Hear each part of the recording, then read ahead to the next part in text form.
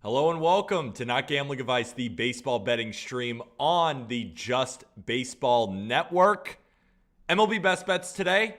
I got two of them, and I have a prize picks entry, as well as we're going to go over the model, and we have 35 different picks. Yesterday we had 37. That was a record. Today, 35. So we have a loaded stream ahead. Just some housekeeping things before we get started. Remember, this is a competition. We have 15 MLB cappers and myself, and the winner at the end of the season will get World Series tickets or a $500 cash prize. Whoever has the most units, we track them every day, and we try and bring winners straight to you. Right now, we're sitting in a little bit of cake because we had the Rangers on the money line. It was always the Rangers through the first five. They came back, and then the Rangers bullpen just is absolutely melting right now. Need a big comeback. I got it on the phone right next to me. We still believe it ain't over till it's over.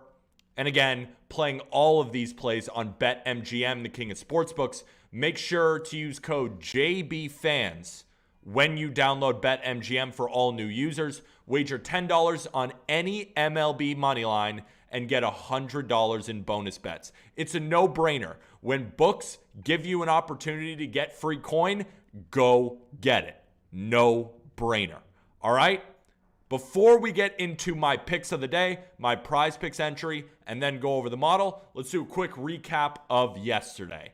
Yesterday was pretty solid, right? If we can make a unit every day, we'd be up 365 units. Of course, it's going to be hard to make a unit every day, but we did yesterday. Chicago Cubs versus the Washington Nationals. That cashed. It only ended with 5 total runs. And Oakland A's, Bryce Miller looked absolutely amazing. Good for him. He threw a no-hitter, perfect game through 5 innings, but so did Mason Miller, and nobody scored. But of course, the Oakland A's decided, let's score in the 6th inning, right? Let's score in the 6th inning. What are you going to do? Book it, Raid. What's going on, everybody? Good to see you, everyone. We just did a recap of yesterday where we went 1-0-1 on our picks. We made a unit. I'll make a unit. Why not us? Made a unit yesterday. We got way more cappers coming on stream today. We have 35 different picks. We're going to go over all the MLB games because we have a loaded slate tonight. And Book It Sports, the Raid, it's right in time. First of all, welcome. Second of all, let's get straight into the picks and not waste anybody's time. We're going to start in Chicago. We're going to start on the south side of Chicago, and they are taking on the Minnesota Twins. It is Louis Varland versus Dylan Cease. Now, if for anyone who follows me on social knows that I'm on the Rangers money line, and we're looking at a little bit of cake here.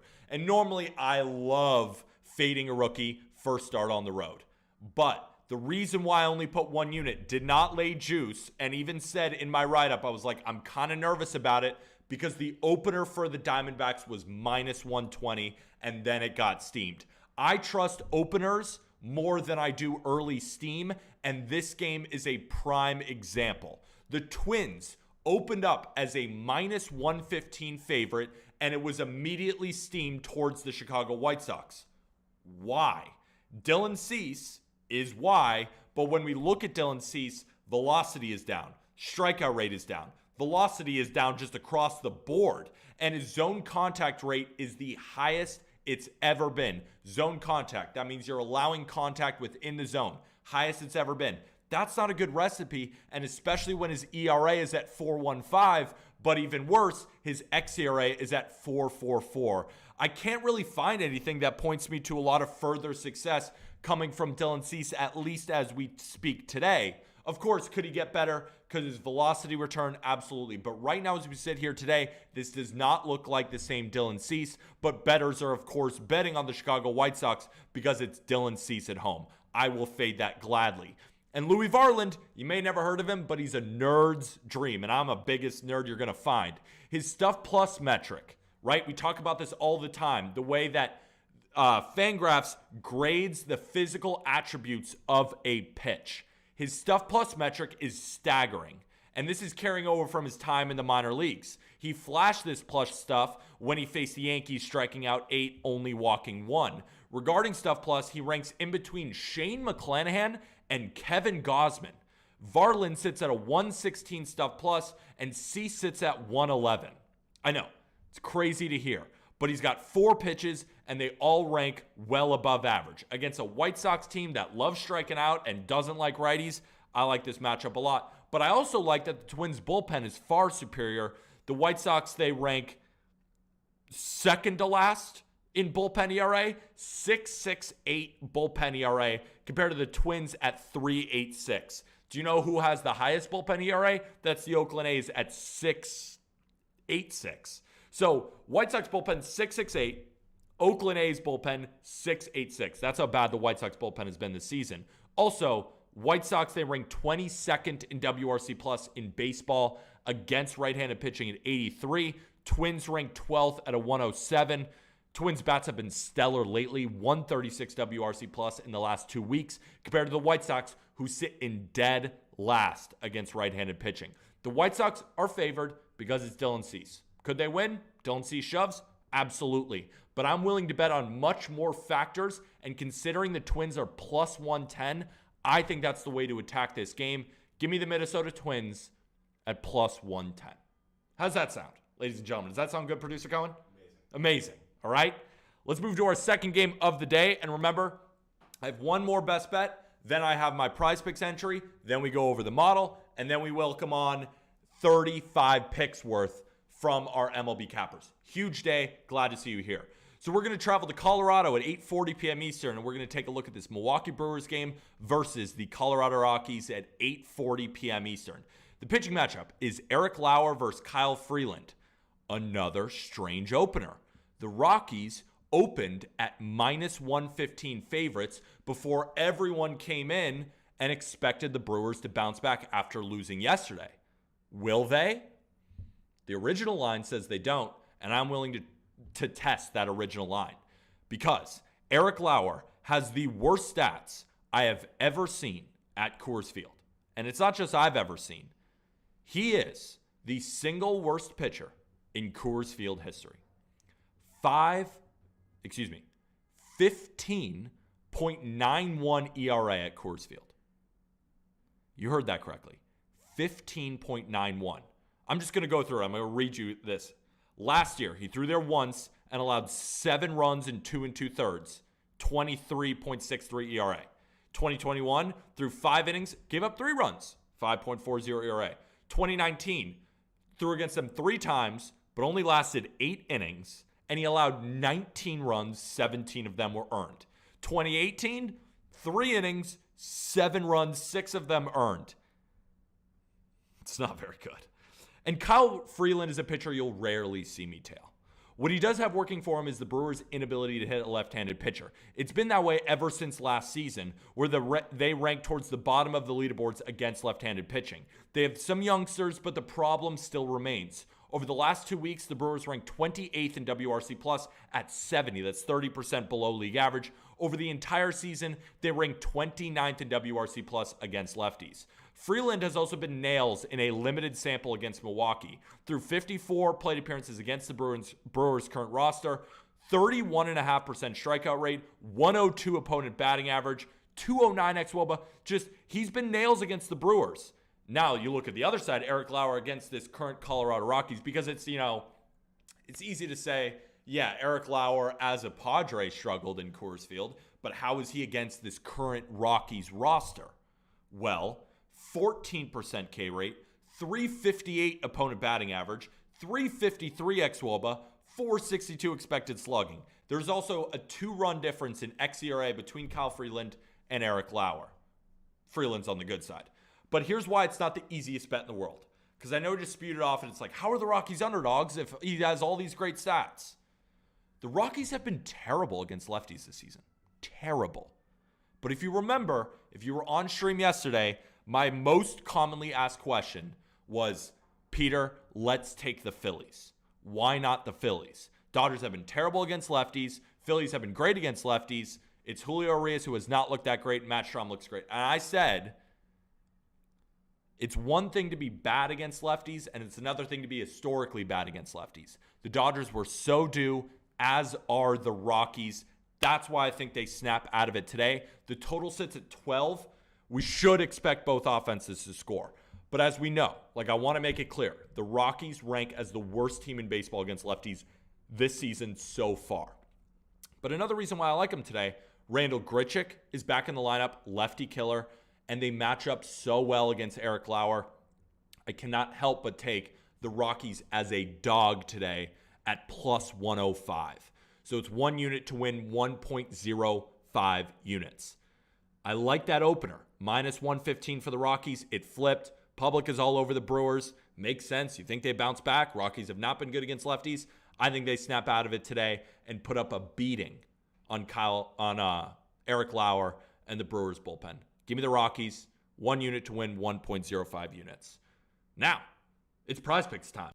Remember, use code JustBaseball when you download, if you have yet to download yet, for a full 100% deposit match on the best daily fantasy app. No brainer. Get your free coin. Again, if books are going to give you free money, go get it, right? Anything you deposit up to $100, they will match. Let's get into why I'm fading Tim Anderson today. So, cutters and right-handed pitchers have always been tough on our good friend, Tim Anderson. The reason I call him a good friend is I really like Tim Anderson. But I watched his ABs yesterday, and he just doesn't look all the way fully healthy. Either that or he's just not hitting the ball well right now. Varland is going to give him a heavy dose of cutters, and his 7.5 fantasy score implies a pretty damn good day. And considering that Guaranteed Rate Field is playing towards the pitching matchup today, I can't see him having this great offensive outburst when he's not putting together good ABs. And his matchup against Varland, he shouldn't have that good of a day. He's bad against righties, and he's bad against cutters. Louis Varland's main pitch is his cutter. I think Tim Anderson stays under the 7.5 fantasy score. But I'm also going to pair it, as you can see, with Chris Bryant more than 1.5 bases. So he's the reason this season that the Rockies' offense against lefties has not been terrible. He's going to see a 4-pitch mix. 4-seamers, cutters, curveballs, and sliders. Positive run value against those 3 pitches this season. 4-seamers, cutters, and curveballs. Those are his 3 favorite pitches to hit. He's better against lefties, and he's facing Eric Lauer, who those are his 3 main pitches. Match made in heaven for Chris Bryant. Should cruise past 1.5 bases. And also, it's minus 135 on BetMGM. So we're seeing really good value on Prize Picks. All right, as you can see, there's Chris Bryant taking one deep. I think he hits a home run today. But how about a Dinger Wednesday pick? Just off the cuff, Randall Grichuk is taking Eric Lauer yard. You heard it here first. Randall Grichuk is taking Eric Lauer yard today. So is Chris Bryant. But Randall Grichuk is my favorite home run play of the day. Why not us? All right, let's get into the model. Bring out the model. This is the Ballpark Pal model. Simulates the games 1,000 times using different park factors, a matchup machine with all the players, and then it shows value on either side in order to help you win your bets. And people say, nobody trusts the model these days. Nobody trusts the model. All right? That's the issue. Everyone says L model, and Krabs came on, and I love Krabs. Gave a 3-unit play and said, I love the Cardinals. Model of the Angels. Yesterday as well, or the day before. I think people were on the Nationals. Cubs ended up winning. Model of the Cubs. The model has been very good this season, and I want to show it to you today. All right? Let's get into our first game on the model, and it is the Cleveland Guardians versus the New York Yankees. This has been a hot topic today. And as you can see, the model is showing a little bit of value on the New York Yankees. It actually has them winning more simulations. It has them winning about 51% of simulations. I think it should be a coin flip game. So what they are saying is that they do see value on the Yankees money line today. But the reason I wanted to bring it up is if I had to bet this game, which I shouldn't because I'm terrible betting on the Yankees, but I think the over hits. Because Clark Schmidt, I still don't trust. I still don't. And Shane Bieber, the Yankees hit him around a little bit. They've had a lot of success against Shane Bieber in the past. The quality of contact has been really solid. So the model has a slight lean towards the over. Model has a slight lean towards the Yankees. So if you're going to play that game, consider the Yankees, consider the over. Again, do your own research, right? The model doesn't tell all. It can show value on either side, and then it's for you to kind of pick your spots. But what I will say is the model likes the Yankees, and the model likes the over. Let's get into the next play. Look at this. This is what I'm talking about. This is what I'm talking about with the Minnesota Twins. Do we see that? As a dog, the model has the Twins winning 63.6% of simulations. Oh, great. Nice. Lourdes Gurriel just hit another home run. Rangers are caked. So we're off to a bad start. I mean, of course, it's not over, but it's not looking good. It's not looking good. It was always the Rangers through the first 5. What am I doing? That was the play. I didn't trust Andrew Heaney, and I was right to not trust Andrew Heaney. He gave up 6 runs, but the Rangers scored 7. What are you going to do? What are you going to do? We'll take the loss on the chin. Again, it was a 1-unit play, not 1.2 units. We didn't lay juice, but we'll make it back. And we're starting with bring up the Twins again. Look at this. As you can see, they think there's a 49% chance that they actually lead through 5, which I found the most interesting too. Because Dylan Cease is obviously a much better pitcher than Louis Varland, or at least he's proved that throughout his career. But the model loves the Twins. And I love the Twins, right? Sometimes the model shows value and I don't take it. But today, I already wanted to fade the White Sox after their win yesterday. And the fact that the model was showing this much value, I had to jump on the Twins as dogs.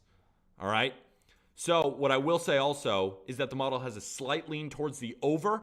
So what I would say is, as you can tell by the model, if you don't think the Twins win, consider their team total over. Because the total is around 8 or 7.5. The model has a slight lean towards the over, but the reason it does is because it has the Twins really beaten up on Dylan Cease and the 29th ranked bullpen ERA for the Chicago White Sox. So I love the Twins today. The model loves the Twins today, and we're rolling with Minnesota.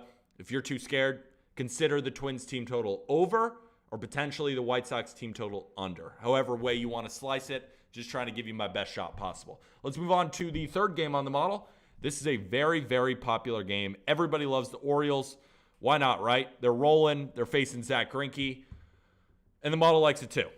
Model definitely likes it too. Obviously has the Orioles slightly overvalued, but in reality it thinks the Royals are undervalued because it thinks the implied line should be minus 153, basically saying that the Royals should be plus 153. But of course, our books have VIG, and which means they take a little bit off the top. This game is fascinating to me because the Orioles seem square kind of every day, and they do not care. Zach Greinke has been better at home. The Royals offense is expected to hit Kyle Gibson, but yet the model still likes the Orioles, and the Orioles probably just still win this game. But I wanted to bring it up because it's been the most asked play, right? Everyone wants to bet the Orioles.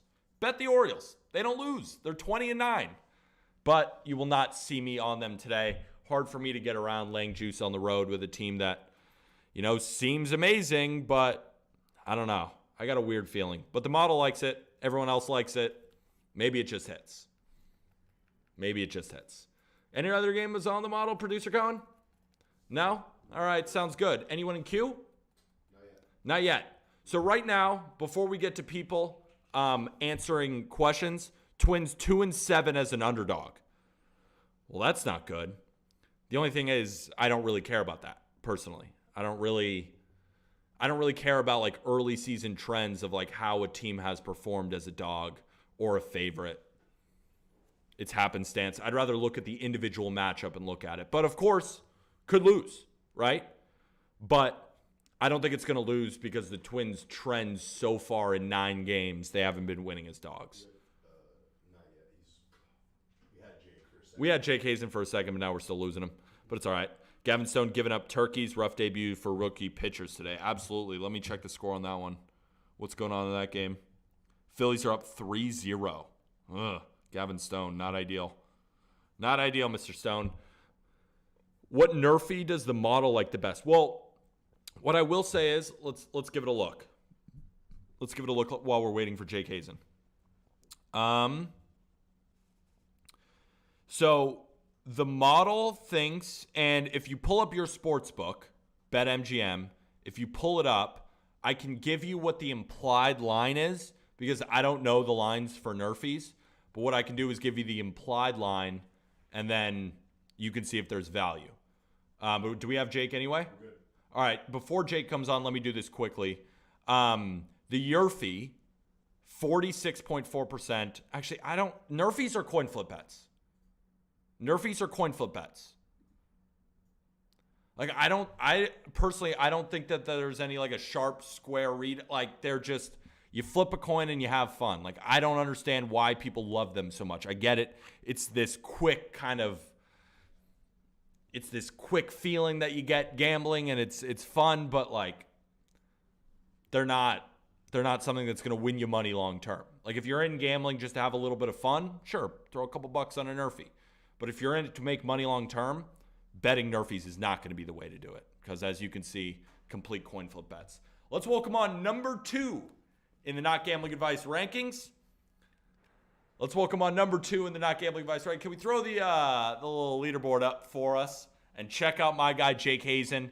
Came through with Rockies money line yesterday, won the matchup against our guy Tomas, who is in first place with his system. Those out there. What? 3-0 all-time head-to-head, Tomas. Maybe down them right now, but head-to-head, 3-0. Head-to-head, 3-0. The first 5 over pushed at 5. That was terrible. The Angels scored 4 in the top of the first, and unfortunately pushed. I mean, free entertainment. Push is way better than a loss. I'll take that all day. Angels win. Take that too. Take an Angels win. Out of baby. Let's get into your first pick of the day. What we working with? What did I give on here? Okay, we'll go with the big dogs. I had a lot of success this season because the Rays have been hitting at underdogs. Yeah. And I got a big one today. We're gonna go and roll with the Buccos first 5 money line at plus 185. Interesting. Backing Mitch Keller. Got to, man.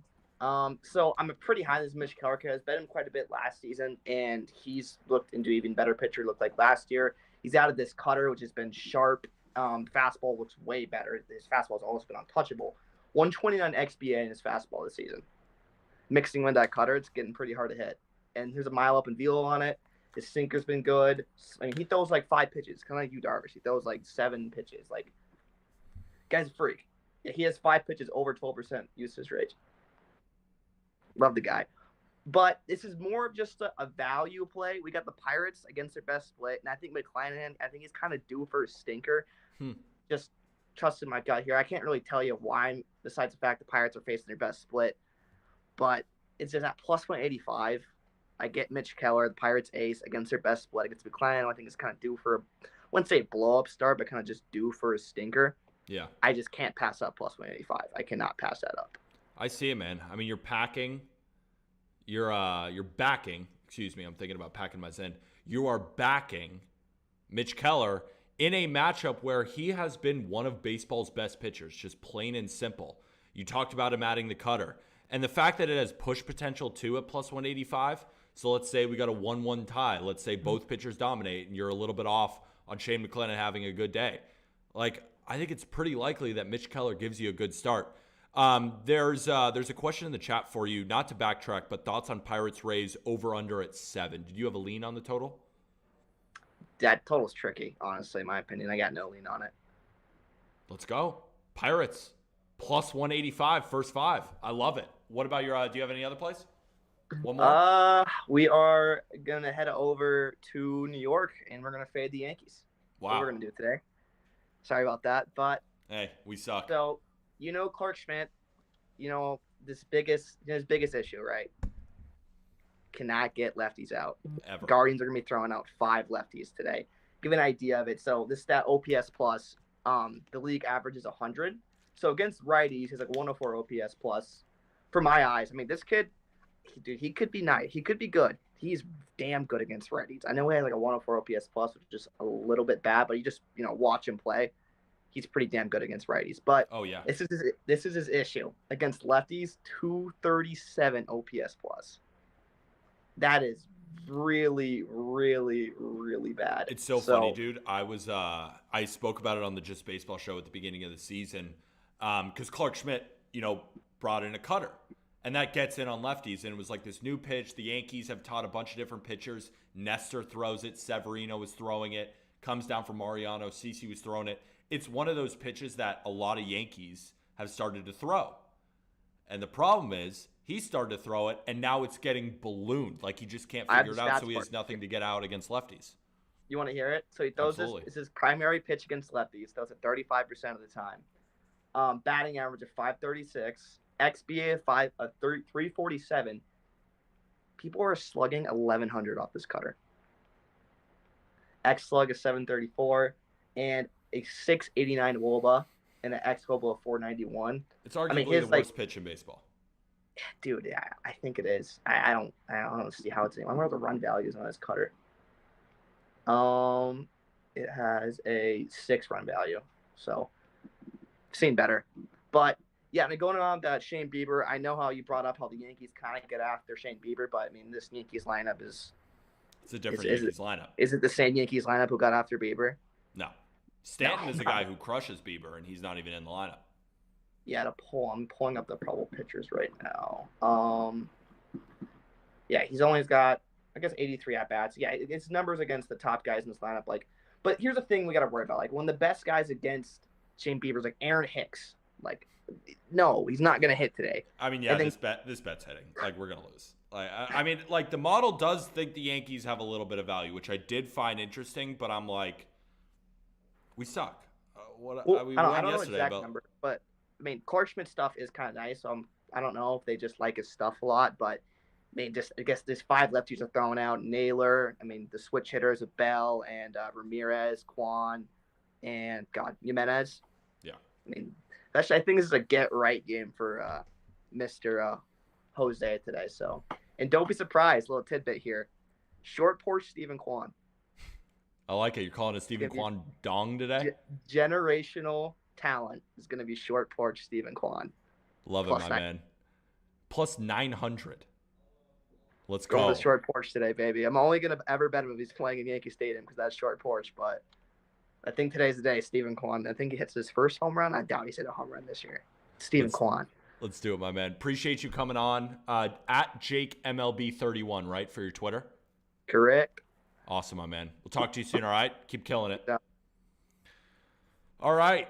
A little bit more tempo and pace. Not saying that anyone's being too long. Sometimes I just get on tangents, but we have so many plays today, and I want to get through them all. So who we got next on the Q Cone? Mid-major, Matt. Coming off, I think the best day that's ever been on stream, and you weren't even here to pitch them. Guy went up 4.8 units. Flash the graphic for us. Let's see the leaderboard, because mid-major just raked and went straight up it. Unbelievable day yesterday. 5-0, 4.8 units. Killer. I can't wait to hear what you got today. Absolutely, Peter. I think having Jake on right before me is perfect for any viewers of the stream. There are so many analytics. There's so much data out there. You can find reasons for almost everything. Mm-hmm. I'm not smart enough to look at those things. I try to use the little baseball brain I have with the line movement, with the gambling knowledge I have, and the losses I've tried to learn from. Mm-hmm. So yesterday, you talked about the 2-unit play was the Reds and the Padres first 5 under. You found it interesting, and he said the only reason you couldn't do it is because the Padres offense. Mm-hmm. Absolutely. But I thought the perfect opportunity to fade the Padres offense was when everyone thought it was in game 1 against Luke Weaver, and they scored 8 runs. But why not against Ashcraft? The second game, go back to it when everyone abandons it. Yeah, I mean, they're great. I mean, they pay $1 billion for their contracts. But again, as we've talked about, there's 5,000 MLB games.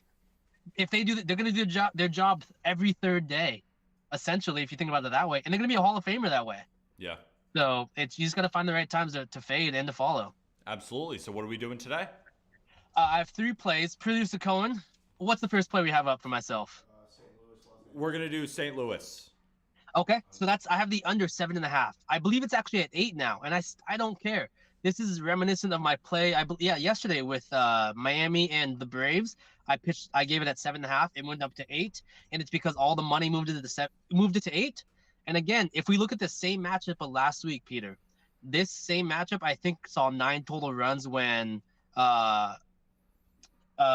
Garrett and Fried pitched against each other. But if you remember, which most people don't even look into, which is their fault, there was a rain stoppage. There was a rain delay that forced Fried and Garrett out of the game. Do you know how many runs were scored whilst they were pitching? Wait, is this are we talking about the same game? you're in St. Louis, Los Angeles. Are you Oh, talking about shit. Ohtani Michaelis? Sorry, I got a big old tangent. I got a lot of random information up here. I apologize. You're good. Michaelis, ESPN stats, Peter, dog shit pitcher. Absolutely dog shit. I'm hearing that on stream. I'm hearing that basic ESPN stats. Can't get out lefties. Can't get out righties. It's what he does. He sucks. Cardinals pitching staff sucks. But since April 21st, the Cardinals pitching staff actually has the 5th most. It's also back down to 7.5, just so you know. Yeah, good. It went up to 8 for a little while because all the money was on the over because the Angels offense is amazing with Trout and Ohtani. And Michaelis sucks, right? If that's the case, why is Ohtani's line so low and dipping? Yeah, that's what I was kind of afraid of too. And it's not because, do I think the Cardinals bats wake up? I absolutely do not. They're dog shit right now. I think them sending Jordan Walker down, reassigning him is actually, it's affecting them. Obviously not just that, but that's not the right move they should have made. Yeah. But I don't think it's because they hit, but I think it's because Michaelis starts to pitch as the person who we think he is. He's been awful. His expected stats are awful, but we saw him against San Francisco against a lineup that absolutely rakes against righties, and he dealt. He absolutely demolished them. And I think Ohtani, after he just got lit up, is going to be pissed off in deals today too. I don't like the Angels full game because we used Estevez and Moore yesterday, 2 of our best relievers. We have some pretty bad relievers coming in today after Ohtani, but I think he goes at least 6 minimum. I think he doesn't give up more than 2. And if I think Michaelis gives me a quality start, I don't see 8 runs happening. And especially as you've noticed, the Cardinals pitching staff, they haven't used Helsley, Cabrera, or Gallegos a lot. Mhm. They're good pitchers. They are. They have to be used. Or else I they're mean, gonna get Hicks super is rusty. all right, but Gallegos and Helsley are nails. Yeah, absolutely. And they haven't pitched a lot, so they're going to need some game time. And I think today is absolutely a game where they get some playing time, and this stays under 7.5. Let's go, baby. What about your second play? So that's the Marlins and the Braves first 5 under 4.5. I apologize. Perfect. No, Yeah. don't apologize. You're fine. Yeah, so last week, I apologize, was the same matchup. There were 9 total runs. But, Peter, when Fried and Garrett were still in the game before the rain stoppage, do you know how many runs they combined for or allowed together? Couldn't tell you. 0. Through 3 innings. Through 3. And the line's 8.5 again today because people are going to look at the same matchup last week. It's all 9 runs. They must have got blown up. Mm-hmm. That's not true. People just don't do their homework. Miami Marlins absolutely suck against lefties. I think in the past 3 or 4 weeks since April, they have the worst stats and expected stats against lefties. And I think this is the spot where Fried can really get going again and get back on track against the dog shit lineup. But also Garrett, I like his strikeout stuff. What he does, he misses a lot of barrels, man. And the Braves, if they're not getting barreled the ball, they're having a hard time creating runs at the moment. I have a hard time seeing them combine for 5. My only issue with this play is, are you sure it's Max Fried? I thought it was Kyle Wright today. Fuck, dude. It's Kyle Wright, man. I'm sorry, I'm embarrassing myself, but it's Kyle Wright. You're right. Well, to your credit, the Marlins have been better against lefties this season than they have been against righties. But they're still dog shit. Yeah, I mean, you got to know the starting pitcher when you come in and pitch a play. I'm going to roast you. You love roasting me. I'm going to roast you. We're talking about a different pitcher. No, you're right. We're talking about different pitchers. Absolutely right. But if producer Cohen, if you can flash the leaderboard, show me where Peter is if you want. Oh, geez. Guy has a 5-unit day, and now I want to hear you tomorrow. After this shit gets caked. I'm going to go 2-1. This is the play that loses. So don't tell this one because you're absolutely right. I deserve it. All right. But the one play that is for sure hitting is the Oakland A's total team under 3.5. Okay. I have 2 units on that one. Man, Miller was amazing last night, man. Amazing. He was phenomenal. And you talked about it. He absolutely right. Everything you said about him. Absolutely right. He is going to be fantastic. Yeah.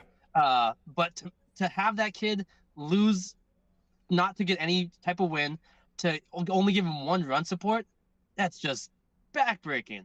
Yeah. And just to have that emotion go to a quick turner a day game for the Oakland A's offense, I don't think they score anything off of Gilbert, to be honest. And they still have Murphy in the pen. They still have Castillo, and they still have Matt Brash. I know he had 1 bad inning, but Brash's stuff has looked nasty this year with his fight at the end of his slider. I'm a huge fan of Penn Murphy too. He's an old school type pitcher. No velo, but he knows how to pitch, man. His slider's nasty. Gets outs. gets outs. And this Oakland A's offense, it's one of those games I don't think they're going to score anything. We see in a 7.5 total after they just combined for 1 run. And it's because I think the Mariners, I don't know if they score a lot, but I think their pitching just goes nails today. Absolutely. Let's roll. 2-1, it sounds like, because it's not Max Fried. I deserve it. He's pitching tomorrow, though, if you're wondering. I do That's know. huge. And maybe you'll be on the under tomorrow and be able to talk about Max Fried. I'll talk about Kyle Wright tomorrow. All right, perfect. Appreciate Thanks, you, guys. my friend. Appreciate All right, we'll it. talk to you soon. Good luck. Yeah. Okay, before we welcome on Tomas, Rangers are down 12-7, bottom 9. Maybe they come back. Maybe. Strike 2, 0-2. Let's welcome on the king of not gambling advice right now. The guy, the myth, the man, the legend, all those different nicknames. Tomas Romo, up 10 units on stream. Why not us? But we are going against each other today. We went against each other yesterday. I had the A's through the first 5. You had the Mariners through the full game. A's were winning through 6. It ended up pushing through the first 5. But you cashed your Mariners bet. And you're coming off another positive day yesterday. Yep. Let's talk about the Milwaukee Brewers and why you like them. Because I was texting this morning. I was like, you're on the Brewers. Why? And let's hear it. I'm on the Brewers.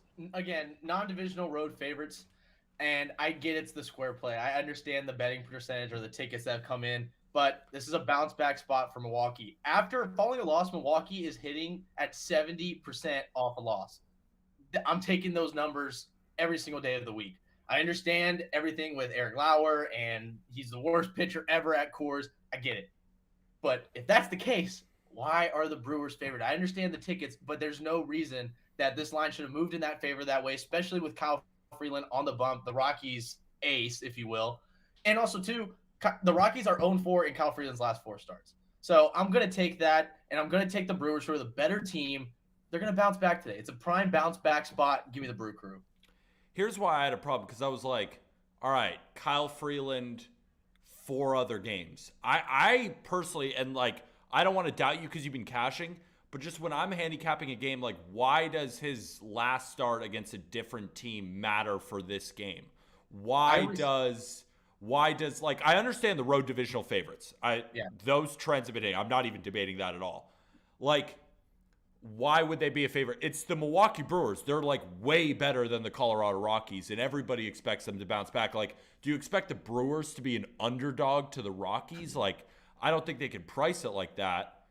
And the Rockies did open up as favorites, and then all the bets and all the tickets and 80% of the public is on the Brewers. So, of course, they're going to make them a favorite. That's why, like, when we were texting this morning, I was like, why does it matter if the Rockies have lost and Kyle Freeland starts when, like, it's a different team? It's a completely different game. The way I see it is a lot of it deals with run support. I mean, it's one of the, it's like, for example, I'm trying to think of a guy like Josiah Gray, for example, right? He, every time the last couple starts, he goes out there and deals and they lose. And it's because, truthfully, they are a bad team. The Nationals are just as bad as the Rockies. And that's another way that I see it as well. I'm not taking the first 5. If it was the first 5, then it'd be a completely different story because then I'm just betting on straight pitchers. But for a team yesterday, the Brewers, who had Freddie Peralta, who went out there and diced. I mean, he had over 10 strikeouts, and they just gave him no run support. They gave him no run support, and that game was tough to watch because the Brewers just decided not to hit the ball, especially being at Coors as well. But this is that bounce back opportunity, as I said. And mentioning on Kyle Freeland's, it all comes back to run support. I just need him to win the game. That's the way I see it. Win the damn game. I got the full game. I look at the bullpens as well. The Rockies yesterday pitched their better bullpen arms because it was a tight game. I think things changed today. I see a lot of runs being scored as well. It's going to be a shootout. I really do think it's going to be a shootout between these two teams, and it's whoever gets to close it there at the end. No, I see what you're saying. I looked at the Rockies bullpen, and I was like, all right, they had a day off, on the first. Then they threw 3 good arms, but none of those guys went over 20 pitches, so everybody's still going to be available. And the Brewers threw 2 of their best arms, too, who I assume are also going to be available. So we're just on different sides. Yeah. Best man wins.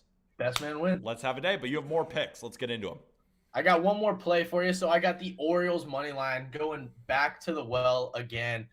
I'm just truthfully fading Zach Greinke in this spot. Kyle Gibson continues to be solid. I think that's the best way to put it. I'm waiting for that regression start from him. It hasn't happened, but I'm really just banking on the Orioles bats here to get to Greinke early. We saw what they did yesterday. I mean, they went down 3-0, and then the 5th inning, they explode for 5 runs. I mean, this Orioles lineup is dangerous. The Royals, we know, aren't good. I mean, this is a team that's barely batting over 220. They struggle to get on base. They're not going to give Greinke the run support, especially if he doesn't go, 5-6 innings of 1-2 run ball. If he gets torched early, this game's over. Give me the Orioles money line going back to the well. Yeah, I mean, I can't hate it. How am I going to hate it, right? I mean, they win every day. You know what's kind of interesting? Like, everyone's like, oh my God, the Pirates, look at this, and all these great teams. And, no one's really talking about the Orioles, the fact that they're 20-9. They're one of 2 teams in Major League Baseball who don't have 10 losses yet. Them and the Tampa Bay Rays. Orioles have been an absolute wagon. Before, I want to shout out Top Shelf Action, gifting a Tier 1 sub. Thank you, my friend. You're a beast. Tomas, you're also a beast. Thank you for coming on, my friend. Of course, brother. Hey, best man win. Best man wins. I'm shaking his hand. We just kicked him off, but I'm shaking his hand. He just dipped out on you. Oh, he just dipped out on me. Not my fault. I was shaking his hand. Anthony's ready. All right, Anthony DeBundo from the Action Network is ready to give his picks. Coming off a Reds moneyline banger. Tomas was on Padres -1.5. Anthony was like, no. Give me +170 with the Reds. Bang. Great pick, Anthony. I want to hear what you got today. Yeah, thank you. Still had a losing day on the show because the Angels and Cardinals went quiet after a big first inning. W transparency. So that was tough. We don't talk about that. We instead will talk about let's continue talking about the Rockies and the Brewers because I have the over 12 there, Okay. -105. Tomas made an interesting. I'll give Tomas some credit here. The one biggest advantage for the Brewers is defense, which matters a ton in Coors Field. Brewers top 5 outfield defense. Rockies are the worst defense in baseball, which is a huge advantage for Milwaukee. Of course, the biggest outfield in the sport in in Colorado. But I actually like the over here. And one of the main reasons is that Eric Lauer's fastball is in the toilet right now, and he has not been pitching well. His fastball velocity is sitting around 90 miles an hour. It's a major red flag. Stuff plus way down, of course, as well, correlated to velocity. And Kyle Freeland has one of the 6 worst fastballs in all of baseball amongst starters. So 2 really bad lefties going. Both offenses project better against southpaws over the course of a full 162. And I like the over for that reason. You mentioned the bullpen usage. Yes, I expect everybody to be available, but there always is a little bit of a heightened ERA projection on any pitcher who has to pitch back-to-back days out of the bullpen. They'll still probably be okay, but there is more risk of a blow-up or just not having your best stuff. So the fact that the Rockies and Brewers both used a couple big arms plays toward my over as well. So I like over 12 in that. Do you have a lean just because, obviously you're on the total. Do you have a lean either way? If you had to make a bet on Rockies or Brewers, which money line would you lean? I would probably lean toward the Rockies just being at home, but I don't have a strong take on that. The Brewers' defensive advantage is enough for me to stay away. Fair enough. Also, did you bet the game? I'm curious. I'm on the Rockies money line. Okay, so you're against Tomas. Yeah, it's me versus Tomas. And I also want to say Rangers are officially caked. I had the Rangers money line this morning. It was always the Rangers through the first 5, Anthony. I was fading Brandon rookie Pfaadt, pitcher on the man, road. could not keep the ball in the park. That was disappointing. Had his strikeout prop over, did not get there. Got to a lot of 2-strike counts and then left pitches in the middle of the zone. See, I've had a lot of success over these past few years. When you have a rookie making his debut on the road, they always struggle. And I'm always taking the first 5. And the Rangers won through 5 because they had scored 7 runs. And that was a miracle F5 win. Absolute for what it's miracle. Worth. Absolute miracle. They were down 6-2, 5-run 5th inning. And it was too good to be true. And I should have taken the Rangers through the first 5. Again, it would have been a miracle, but it would have cashed. What are you going to do? We take our L on the forehead and we move on. We got plenty of picks today, and you have more picks today, right?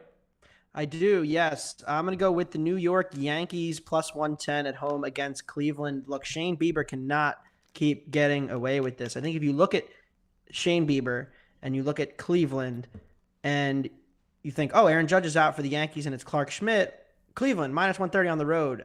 That doesn't work for me because I actually project Clark Schmidt as a comparable pitcher to Shane Bieber nowadays. No way. That sounds crazy. I know, but Bieber has continued to lose his stuff. He's getting hit harder this year than he ever has. It has not shown up in the actual ERA numbers, but if you look at xERA barrels, his location numbers, they're all worse. So I think there's some real red flags here with Bieber on the road as a favorite in Yankee Stadium.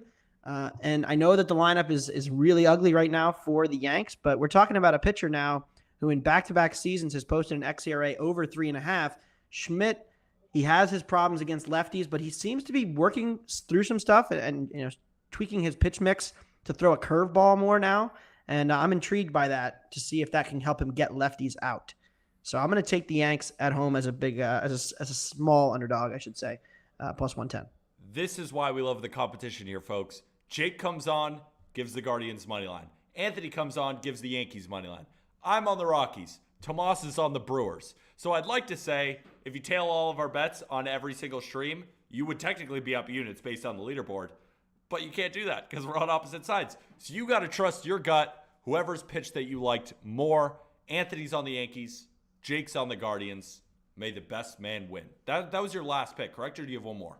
I have one more, and it's the Orioles and the Royals over 9. Okay. Good hitting environment in Kansas City tonight for some offense.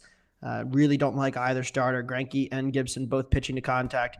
The thing about Greinke, he got away with this a little bit more, last year, but the defense for the Royals has really taken a nosedive, and it's a major issue for them trying to, play defense behind a pitcher who is giving up so much contact. And so Baltimore's speed on the bases as well plays into it here. I like the over 9 runs. Both bullpens are actually top 10 in xFIP, but I really don't see that lasting for either. I know the Orioles may have found another gem with Kino, but I'm not totally buying it. So I'm going to take the over here, 9 runs. Let's roll, baby. I'm a little bit worried just because the Orioles bullpen has been so nails. Royals tend to just kind of show up, but the one thing is Orioles might be able to get this over with themselves. Like, they could be an onslaught of offense today. Really appreciate you coming on, Anthony. Remember to go check out Anthony's work on the Action Network. Appreciate you, my friend. We'll talk to you soon, all right? See you guys. Thanks for having me. Of course. Want to shout out Top Shelf Action. Gifted another sub in chat. Just a reminder, we're going to cut off subs at the All-Star break. And of course, we want to make more, right? If you sub, it helps support this channel, helps support us continuing giving out all these free picks. But because subbing to this Twitch channel gets you a little bit more than just subbing, right? Of course, we'll do merch giveaways for subscribers, all that good stuff. The normal stuff for subscribing.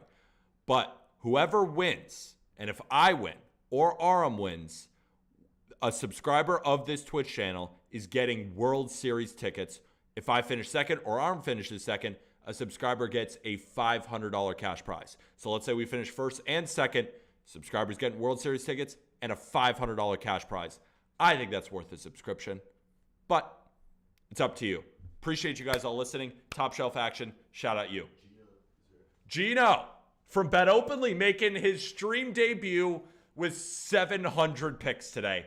You got to make 100 picks in order to qualify for this competition. He's breaking out the algorithm. He's giving us winners. Well, you kind of got to do tempo and pace because you have 8 of them. And we're going to flash them up all on screen. Let's start. I want to start with your least favorite. Let's start, not least favorite, just because I know you have half unit plays, you have full unit plays, you have 2 unit plays. Let's start with the half unit. Then we'll get all the way to 2. Welcome, Gino from Bet Openly. Good to see you, my friend. My dude, you get handsome every time I see you. I feel like I'm getting fatter, dude. I can't even go to the gym because I'm just capping, and I got 7 different podcasts and 40 different articles, and I'm like, I feel like I'm getting fat, so I appreciate you. Is that like the premier coffee? Is that what this does? I got to stop buying the cheap shit? Tell me. I am a coffee guzzler. Like, I am coffee all morning, vegetable juices every morning, got to stay right, got to stay fit. But then at night, we go a little crazy because we're losing bets. Rangers, come on. But it's all right. I love it. And you brought up a point. I want, for anyone that doesn't know me, I am a volume bettor. I use the term investor very lightly because I never want to mislead kids that are new to this space. But what I mean by that, I bet high volume whenever I see EV. A lot of people, when they use EV, the proper term for EV is expected value. I actually say estimated because I expect nothing in sports. That's kind of like my big flagship that people get all butthurt about. Mathematicians are like, you don't get to reword things. I'm like, I just did. What are you going to do? Yeah, what are you going to do? So with that all said, I do play a lot of volume. I always tell people, if you disagree or have any data that goes against any of these, just skip my plays. Don't double them. Don't cut them in half. Just skip the ones you don't like. Facts. Let's get into the half unit plays. We're just going to put all 4 on the board and just kind of talk through all of them because I know you got your list. Let's just go one by one and break them down for us. 100%. So when I look at games, all I'm looking at is we have a model, we have an algorithm that projects the likelihood of the outcome. And with Minnesota in the first 5 at +0.5, simply put, we show this as having a 2.1% ROI. So that's why it's only a half a unit. I throttle between, my breaking point is you need to have at least over 1.5% to take a bet seriously. The 1.5 to 2 range is my half. The 2 to 2.5 range is my 1, and it scales up. And then really what I try and do is only have about 10% of my plays be a 1.5 units to 2 units. And it's very rare, 10 times a year, that I have a 2.5 or 3 unit bet. And unfortunately, we can't keep the D-backs because the game already played. So these are all games past the 6:40 p.m. window. But cool. The Twins are still good. So unfortunately, we can't take the Padres. But Cleveland team total, that is good. So let's talk. So Minnesota Twins, I'm on the Twins money line throughout the full game too. So I love to see you on that side. Love to see that your model is showing value on that side. But talk to me about the Cleveland team total under against Clark Schmidt and the New York Yankees. Yeah. And I hope I don't over-explain and I give people what they want. So all I'm looking for is line movement, percentage of bets, percentage of money, and most importantly, how the house. So how does BetMGM react to that?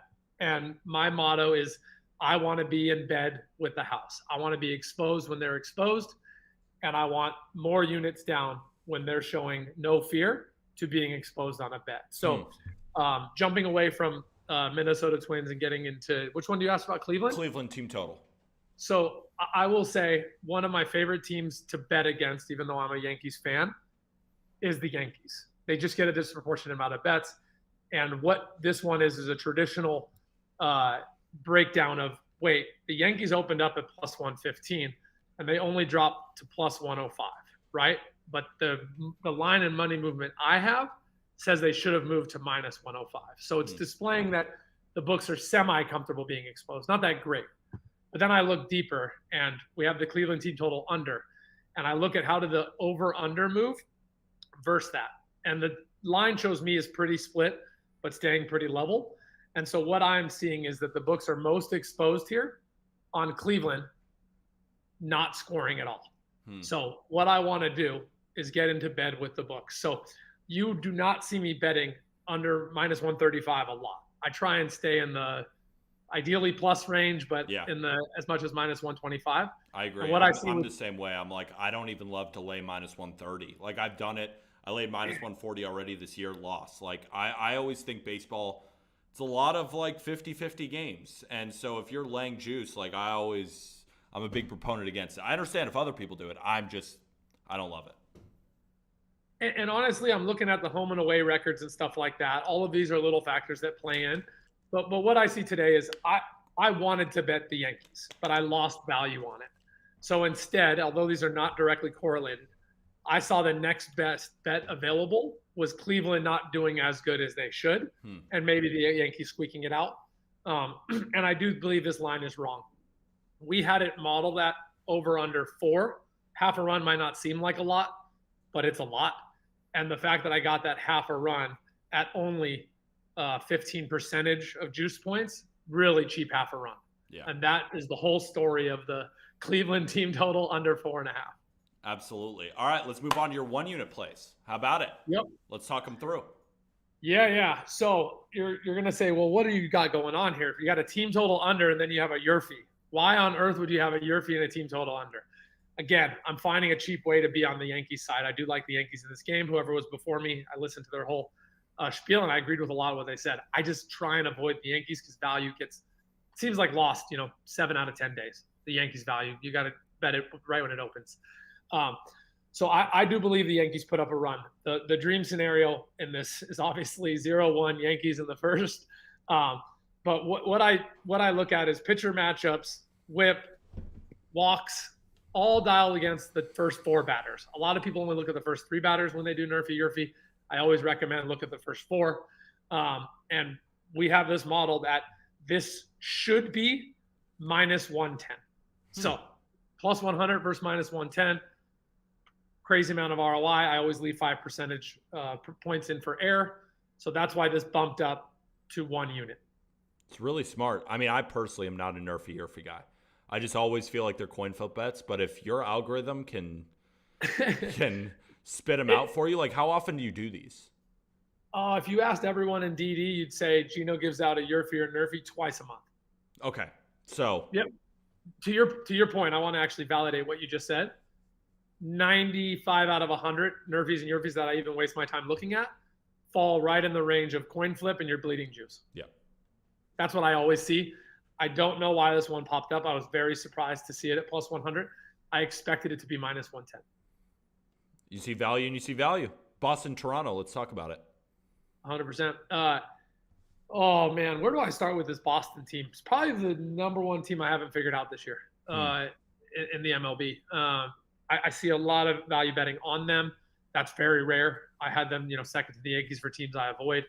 I'm surprised they have a winning record. As crazy as that sounds, they're just a team I haven't been able to figure out. And most importantly, I don't think they figured out their offense. And this was a very simple one. I had this model that 9.5, but minus 110 on the 9, or excuse me, plus 110 on the 9.5. And then we saw it at 9 at plus 114. That's why it immediately jumped up from a half a unit play to a 1 unit play. Interesting. So right now it's on BetMGM at 9.5 at minus 115. You'd prefer someone takes an alternate total at 9 rather than lay minus 115 on the juice on 9.5. Very, very good question. I would prefer an MLB run in the Boston and Toronto matchup at 30-point variance. That's the main difference. There are teams that I absolutely would not rather have, one run at 30 points. But with Boston and Toronto and these 2 pitchers, the run that we had, the price of a run in this game, we had it at 25 to 27. Okay. So that's again, I'm always just looking for little specks of value. That's the name of the game. I'll be pissed if it ends on 9 and I got greedy and I could have, but that's where, we're hoping for a nice little 4-3, 6-2, something like that. Let's do it. How about the 2-unit plays? The model is showing the most value on these plays. Let's break into those 2-unit geysers. And wow. I mean, we are looking, what are we looking at right now? We are looking at the Kansas City team total over and the Braves. Let's break it down. Tell me, let's get into this right now. The Braves is the 2-unit. I don't want to confuse anyone else. The Kansas City team total I have at 1.5 units. Oh yeah, sure. No, the graphics are right. Did anyone else have Miami today? I'm concerned. I'm not gonna lie. I don't. Not yet.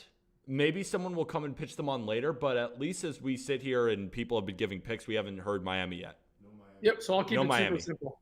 I want people to walk away and hopefully learn something and know how to build models for themselves. So one model is looking for where Vegas is exposed. Another model, EV, is just you think something's going to happen at this percentage of the time and the juice bakes out to not happening.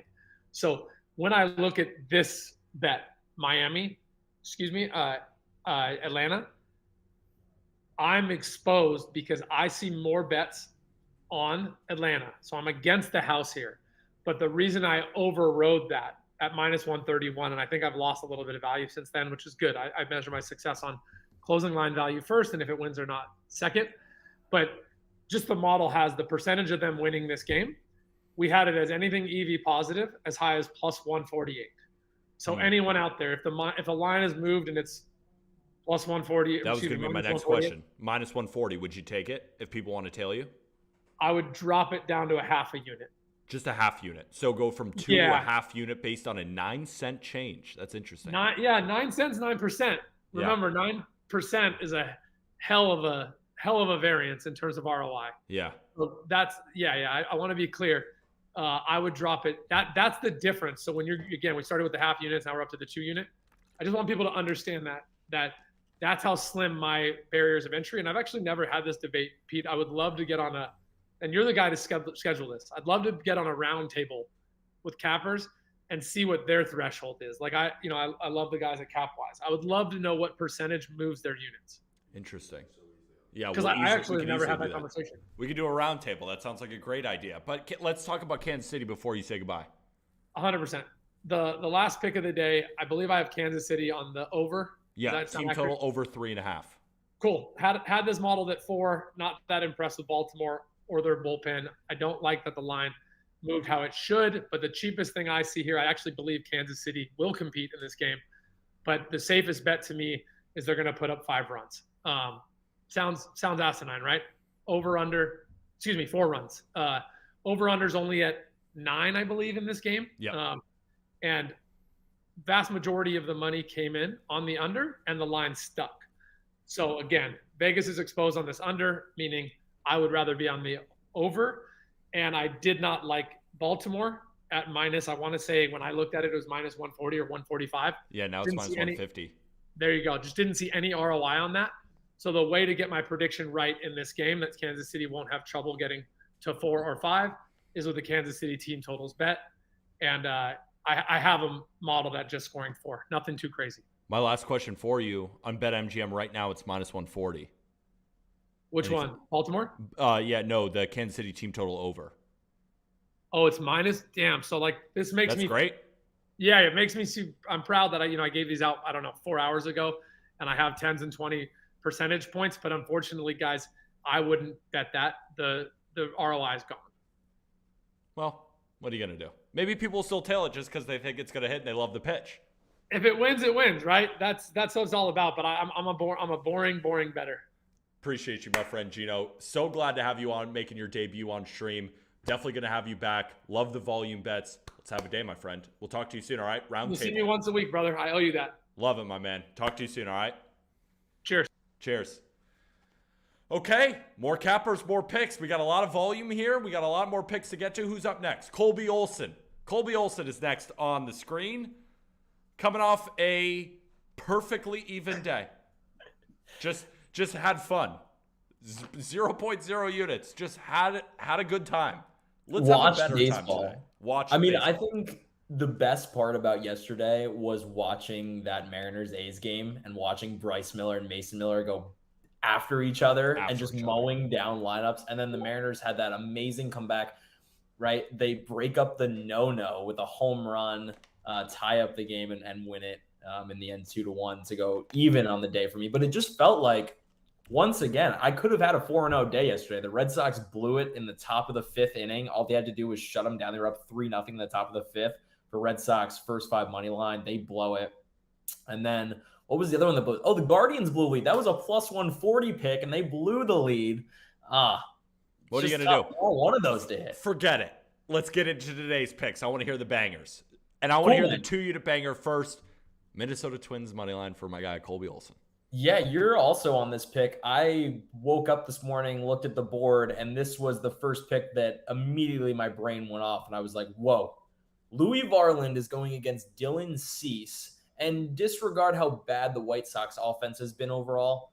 Whenever you see a Dylan Cease start, you expect that the White Sox should be favored against the Twins lineup like, minus 130, minus 135 is kind of where I would my brain expects it to be. I know the White Sox have been so bad, and that's just not where they're at right now. But you're giving me Louis Varland, who is, I would say, pretty unknown, Pete. Right? Yeah. I think he's about to be very known. Cutter, fastball, changeup, slider mix. Every pitch grades out as above average by Stuff Plus.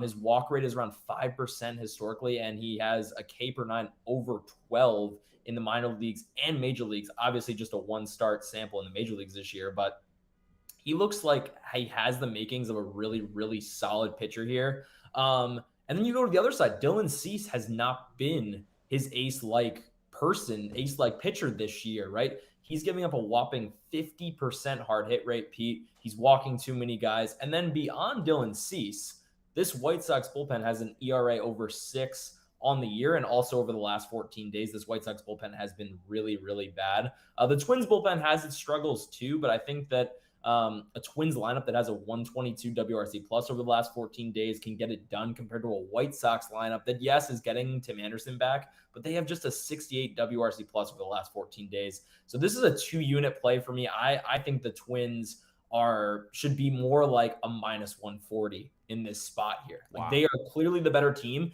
and I dare to say that Louis Varland is actually the better pitcher in this matchup than Dylan Cease today. He ranks higher in Stuff Plus. He looks like the better arm. He's not going to walk guys. That's the problem with Dylan Cease. As nasty as he is, he's walking over 5 per 9. Yeah. And when you're giving up free passes like that, and as I mentioned, a 50% hard hit rate against him this year, there's a lot of mashers in this Twins lineup, man. They're going to have a field day against Dylan Cease today. Love it, my friend. Gino's model shows value on the Minnesota Twins. The Ballpark Pal model absolutely loves the Twins. I'm on the Twins. You're on for 2 units. Let's roll. But you got more picks. Let's go to a 1-unit play. Yeah, two 1-unit plays to finish it off here. I got the under 7.5 in the A's Mariners game. Another one that just like my brain lit up because if you look, Logan Gilbert this year has a 4.23 ERA, but just a 2.1 expected ERA, a 3.33 FIP. He's striking out 30% of guys, a 4% walk rate. This is a guy that does not give up free passes. I love betting on pitchers that do not give up free passes. Nothing grinds my gears like pitchers walking the first guy in the inning, right? Mm-hmm. And then it's against the A's offense, right? Like if there's ever a time for Logan Gilbert to go 7 innings shutout with 10 Ks, like today is the day. You just saw Bryce Miller do it in his debut start. I think Logan Gilbert does it today. And then on the other side of the ball, right, you have JP Sears, who's a younger pitcher for the A's, and he has not been good this year at all. He's a 6.23 ERA. All expected stats are over 5 this year. That's in 5 starts for the A's. But again, this is kind of a get right spot for Sears because he gets a Mariners offense who has just an 81 WRC plus in the last 14 days. Against lefties on the year, they have an 82 WRC plus. Like this Mariners offense is not rolling, and I know they're getting Julio back today. That could be the difference, but right, the Mariners can win this game 3-1, and it goes sales way, way under. I'm basically banking on the A's not scoring at all, and I don't think the Mariners are going to put up 7-8 runs in this game at all. So that's kind of the rationale there. Both offenses are bad. You have Logan Gilbert's going to dominate. I love the pitch. Only issue now to date. You hate to see it. You doesn't mean nothing. But it doesn't, does CLV is that 100% win rate? It is definitely not 100% win rate. Ask me. I get CLV on all of my plays, and I'm up a couple of units. So CLV has been amazing for me this year. Winning units has not, which makes me feel good about my plays moving forward. And you've been getting good CLV. On this one, it's not, but that doesn't mean the play is over. Let's get to your second 1-unit play and your last play of the day. Yeah, last play of the day is the over 7.5 in the Yankees-Guardians game. You brought this one up earlier. And the more I look into this play, the more and more I love it, Pete. Harrison Bader is making his return. Has he already made his return? Or is he's been playing. He has been playing? This series, okay. Yeah. In this series. Okay, I haven't watched this series, but yeah, Harrison Bader's back in the lineup. Jake Bauers in the lineup, Pete. Jake Bauers in the lineup. And I know you hear the name Jake Bauers and you go, Jake Bauers, he has a 200 WRC plus in AAA this year, dude. Yeah. And beyond that, he has very, very good historical numbers against Shane Bieber. He has 2 doubles in 7 plate appearances against Shane Bieber. So beyond that, though, beyond just Bauers, Glaber, Rizzo, and Willie Calhoun all have good numbers against Shane Bieber, and they're all in the lineup today. Bieber has a 3.11 ERA, but a 4.72 expected ERA in the year. And weirdly has not given up home runs this year, which he's had a knack for in recent seasons. And home runs are up across the league this year, right? You would expect that to kind of normalize. I expect he has a 6% home run per fly ball rate. I would expect that to be over 10%, near 12% for him. So that's got to normalize at some point. I think it does today. And then on the other side of the ball, Clark Schmidt for the Yanks has just not been good, Pete. He has an ERA of 5 the first time through the order. Second time through the order, though, ERA over 10, right? So that's the reason I like this game going over 7.5. I think that as bad as this Yankees lineup has been and as bad as it does look on paper, this is actually a pretty good matchup for them. And then it's a good matchup for this Guardians offense against Clark Schmidt. Let's roll, my friend. I like this over too. I would lean it. Gino is on the Guardians. This game has everything. We got people on the Yankees. We got people on the Guardians. We got Guardians under team total. We got the full game over. Anything could happen. Appreciate you coming on, Colby. Don't mean to kick you off. We just got so many more picks. Sounds good, brother. Talk to you soon, all right? Keep killing it. Okay. Who do we got next up on the queue? Nick, the other half of Capwise. We've heard a lot from our friend Ben. And Nick, it's good to see you again. It is absolutely good to see you again. Right now on stream, if $100 bettors took all of your plays, they'd be down $5. Yeah, because there's been like what six of them. Exactly. I've been a bit of a first 5 team total merchant over the last couple weeks. And BetMGM currently not offering those, so I haven't been able to come on and pitch stuff.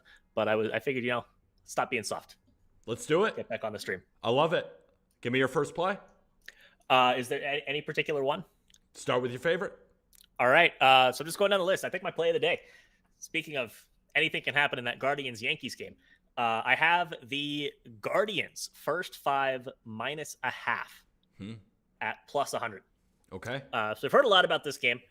I think this is just all about the pitching. So Clark Schmidt maybe should take the M out of his name. He's pitching like Schmidt. I don't think he's very good. I think the Guardians are going to hit him. And Shane Bieber. I think he's going to be good. And this Yankees lineup is awful.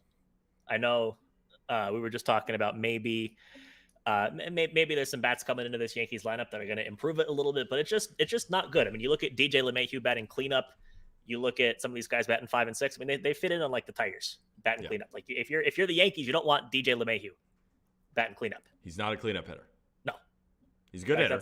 That's a problem. Hitter. Exactly. So give me like 2-1 after 5. So you do think Clark Schmidt pitches relatively well? You just think we'll Bieber see. dominates?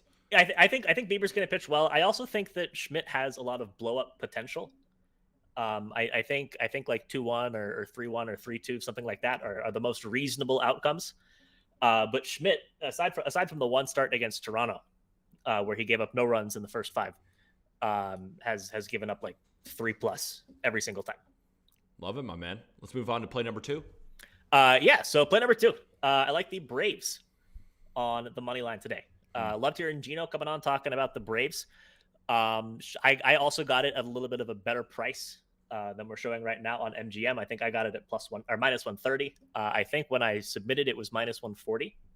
Okay. Is that what we're still at? -140, yes, sir. Still at -140. Okay.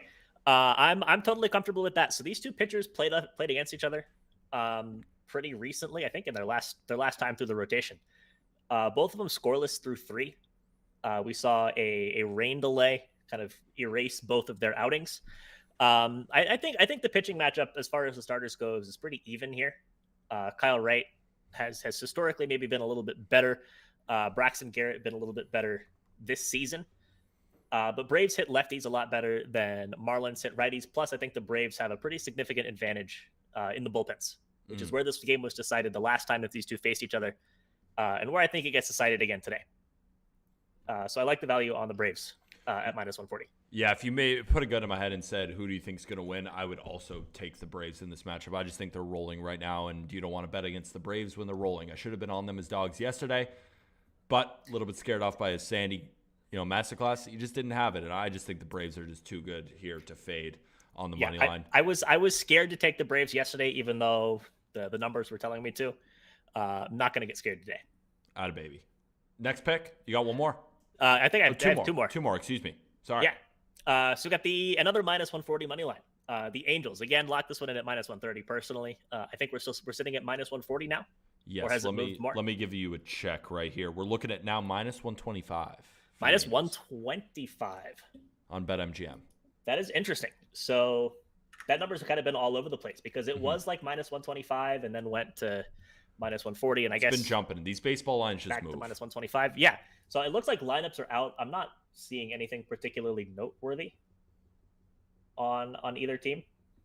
But yeah, I mean, I think we're just getting insane value on Shohei on the mound coming off a bad start. I mean, I know he got hit around by Oakland in his last start. Is he going to go out and pitch 7 innings with 12 Ks and 0 or 1 runs like he had been every start before that? Probably not. But I think even if we get 6 innings, 2 runs from Shohei, we're looking great on the Angels here because Michaelis has just been bad. He's given up a lot of contact. I know he had that awful start in Coors, but even aside from that, he's like very consistently given up a lot of hits, given up a lot of runs. So I like the upside we have with Shohei. I think we're getting a good price here. Let's roll, baby. Love it. All right. You on anything in this one? I know a lot of people were on the cards yesterday with Yeah, the air quotes sketchy line, and it feels like an air quotes sketchy line again today. Yeah, I kind of agree with you. You know, I'm not someone who's going to lay Michaelis at home against this Angels team. I think it's a really tough game because it's like, yeah, you get to take Shohei at a pretty decent price, but maybe that just might be the answer. That's why for me it was like, I don't really know. So if I don't really know, I definitely won't have a play on it. But let's keep going. We got more plays. Yeah, we got one more. We got the Orioles. Okay. I think we've heard a little bit about the Orioles. I'm taking them on the run line today. -1.5. I submitted this at -105. Let me give you a check while you're keep pitching it. Yeah. So we heard Orioles ML a couple people ago. I forget exactly who it was that pitched it, but Tomas. Yeah, I think Tomas. Yeah. So I think Gibson is a solid pitcher. Is he a spectacular pitcher? No, but he's pretty consistent. Gets the job done. And Zach Greinke is not good, to say the least. Gives up a ton of contact. I love betting against pitchers that give up a lot of contact. We're just going to see balls in play, and over the course of 5-6 innings, runs are going to cross the plate. Especially the way that this Orioles offense is hitting. They're making contact against better pitchers than Greinke. They're going to make contact against Greinke. They're going to score some runs. Maybe some concerns with the bullpen. I mean, yesterday's game was kind of crazy with the way that the Royals went up, and the Orioles made a big comeback, and then the Royals almost came back again. So I was thinking about a first 5 in this one instead. But I'm gonna trust the Orioles bullpen and trust the bats to put up a bunch of runs. Fair enough. Only problem, it's right now at +105, at least on BetMGM. Remember, we use BetMGM lines, but could be something different on another book. But right now, as we sit here today, Orioles on the run line is +105. Sure.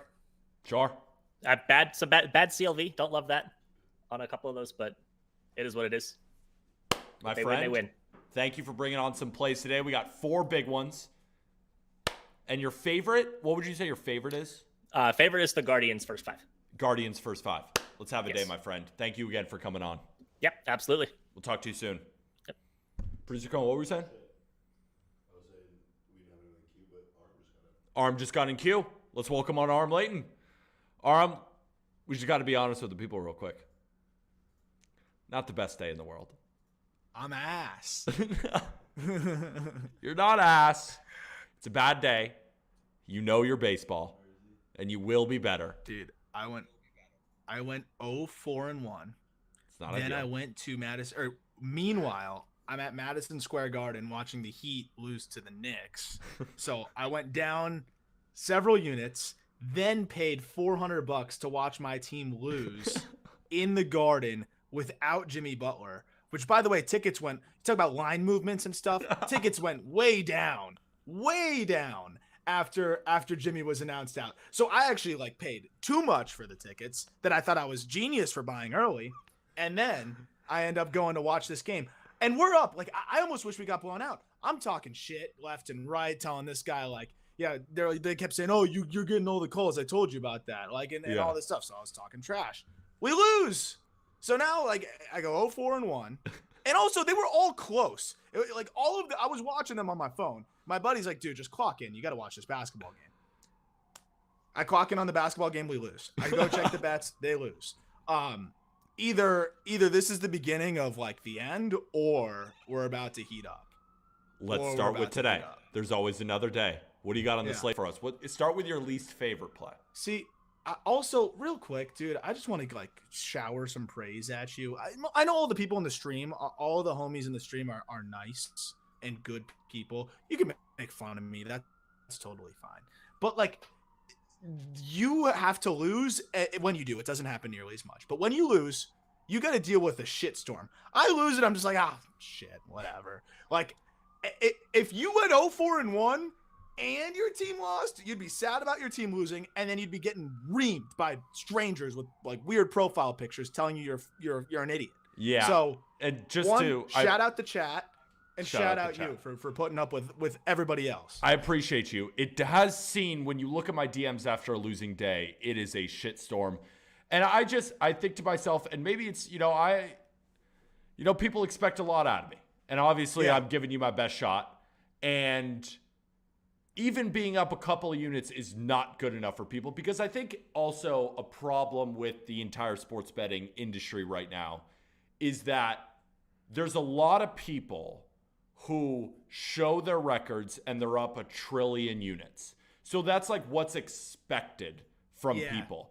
But then you don't know where it's tracked. You don't know if it's real. Like, I am as transparent, as honest as humanly possible. We'll get highs on the wins, lows on the losses. It's a long season. And that could almost do me in, because if I got a compliment for every diss, like if I got compliments for every win and they equaled the amount of disses, I'd be totally fine. It's I don't see anything after a good day, and it's all on a bad day. And it's like the same people on Twitter too. Like people who don't even follow me, who only comment when it's a whole thing. I'm not too worried about it though, because I believe in the way that I bet, and I believe I will be profitable long term. And I have been profitable long term. So it can get in your head a little bit, but I appreciate you mentioning that. But now we're done. And let's talk about the bets today. I appreciate the chat not roasting me either, because I came in hot. Good people. Just talking shit at Tomas Romo, our guy that's just dominating this competition. I'm yelling from basically like the abyss, just like shouting upwards. But anyway, well, let's go into the picks. Where do you want me to start, Pete? Anything sticking out to you of all these picks? Go from least favorite to favorite, because I haven't seen your picks yet. So go from least favorite. Okay, great. So, and I loved the board yesterday. So I'll start with Jay's money line, because I despise this one, and that's why I love it. So I'm betting Alek Manoah, and I think it's almost become like, early in the season I thought the edge was definitely there to fade Manoah. Like, I definitely think it was there. But now I think like everyone's come around to it. Manoah hasn't looked great, but I almost feel like the struggles have been a bit overblown. Like I think like he has not been Alek Manoah. You look at the overall numbers, they're not that great because he had a couple blow-up outings. The last couple outings haven't been that bad. And I'm also looking at a Red Sox team that, like, I'm just going to keep fading them. Like, they're on a nice little stretch here. I don't think it's going to last. I'm going to keep fading them. Nick Pavetta's on the mound. I also don't really love this Red Sox bullpen right now, especially with Chris Martin out. I know it's not the best value in the world, but I think that's kind of telling. It also moved in your direction. It's minus 150 now. I like the bullpen advantage to the Blue Jays. I like the lineup advantage to the Blue Jays. And even a watered down, let's say Manoah is 70% of himself, that's still a way better version than Nick Pivetta. I like the last couple starts from Manoah. I don't like the last couple starts from Pivetta, and I don't think the Red Sox are winning another one. I think they've had a horseshoe up their ass. I think they're losing this next one. So that just Blue Jays money line. Blue Jays money line, baby. Let's go on to pick number 2. Pick your just pick Guardians. Guardians money line. Guardians money line. Yankees have pulled off a couple wins, man. It's been impressive. To late comebacks. I don't know how they're winning with that lineup. This is just a pure fade of the lineup. It's not as much a fade of Clark Schmidt.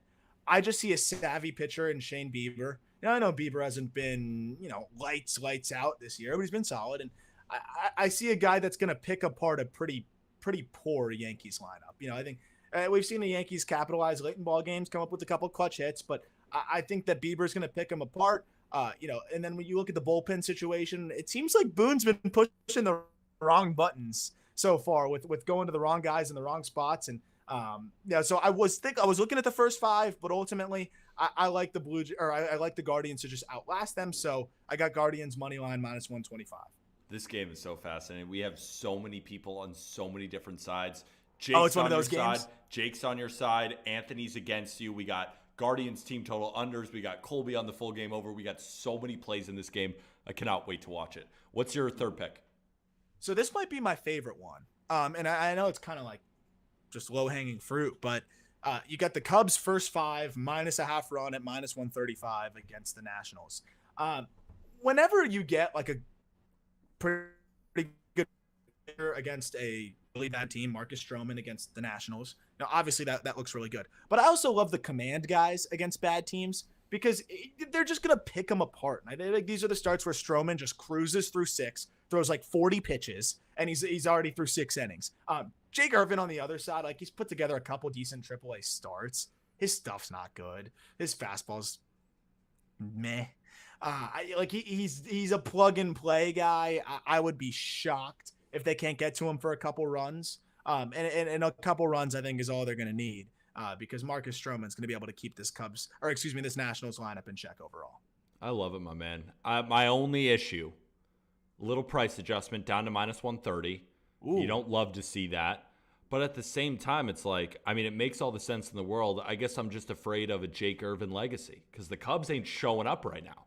I know, a Jake Irvin legacy. But this is the scheduled advantage. This is where you get back on track. I've said that, and I think every single time I say that for a team, they lose. But I feel like this is just one where it's just first 5 too. They might lose the game. I don't know. But I like the first 5 here where Stroman's going to keep this Nationals lineup in check. And Nationals are still kind of tough against righties.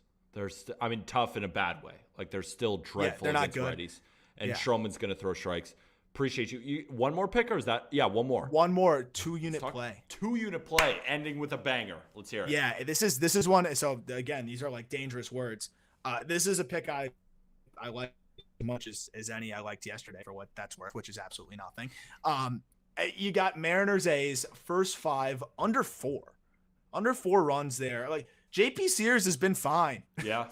and the Mariners are, it's not as dramatic as splits, but I mean, they're definitely not as good against lefties. It's in Oakland. Sears has been slightly better at home. And then Logan Gilbert's just going to pick apart the A's. I mean, we at least a little bit. And I don't see them scoring, more than 1 run against Logan Gilbert. 4 is money. If it was 3.5, I would have been a little bit more nervous. At a 2-2 push, which I think is the worst case scenario, I love the first 5 under. Let's roll. How about a 4-0 day? Let's get back on track. Dude, I need it. You need it. I need it. I need it really bad. Thank you, everybody, for not making fun of me. If I lose these, please roast me in the next one. Like, be mean. I want to feel like Peter just for one day. Right.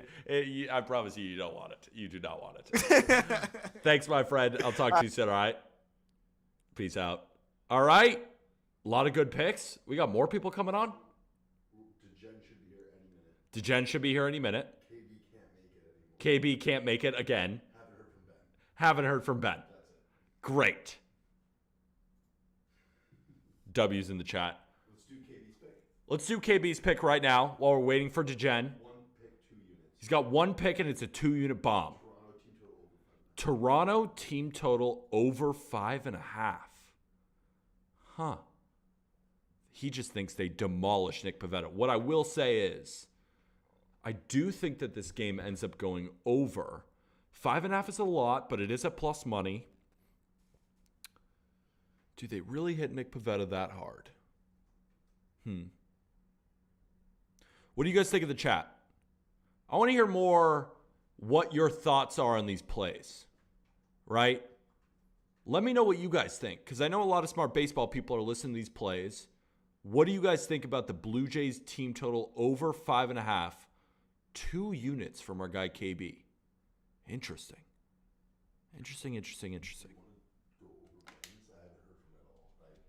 Not liking it from Carter.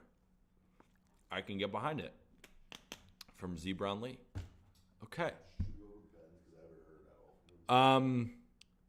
Nick, I don't know. Capwise Nick is in the chat, I think. I don't know if he's still listening. Is Ben around? Do we know if Ben is around? Toronto is destroying Pivetta. Sox could still win, though. I think they can get 5. Yeah, but the thing is, they got to get over 5.5. 6 is tough. I agree. High for a reason, I guess, though. Yeah, high for a reason, but it's also a 9.5 total. It is at plus money. Jays win game goes under. Interesting. From Macy J.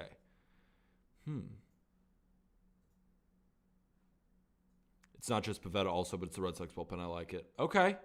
If you guys like it, get after it. I don't know if I'd play this. I got to be honest. I think it ends up landing on 5, honestly. I think we see a 5-4 Jays win. I kind of agree with Macy. Wind is blowing in at Fenway. 800-foot bomb today. Okay. Interesting. All right, let's go over Ben's place. Yeah, why not? Throw them up on the screen.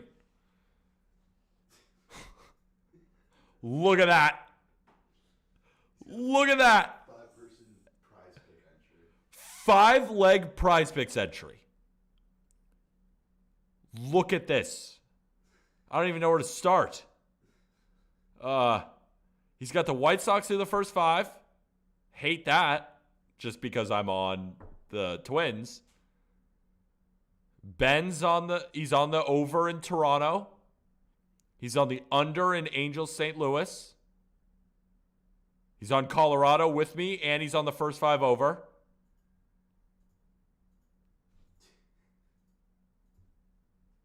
I like the over in Colorado. I don't know. All right, let's go over his prize picks entry. Oh, he's just taking every single Rocky. Charlie Blackmon, CJ Cron, Chris Bryant. Love it.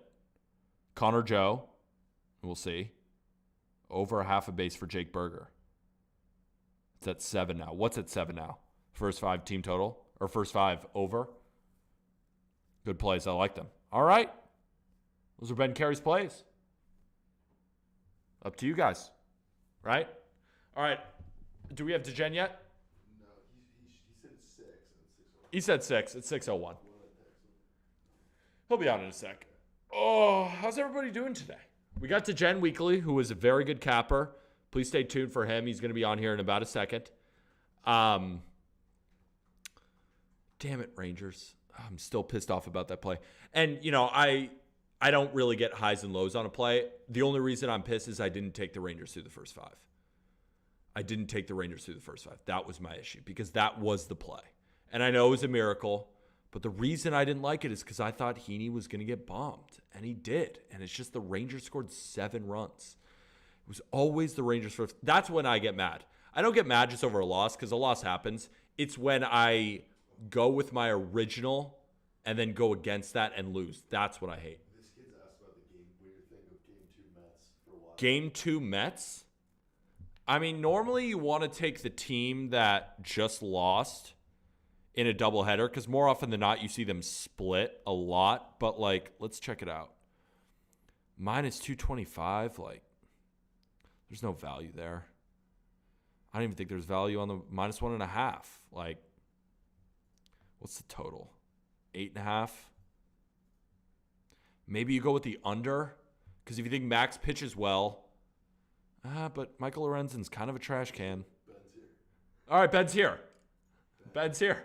Let's go over his mega plays. Give us 1 second. We got Ben here to explain his plays. Just throw them back on the screen, and Ben will go through them play by play. Ben, what's going on? Good to see you. Not much, man. I fortunately took a tough loss in this first 5 over because Juan Soto doesn't know how to run the bases, so that was tough.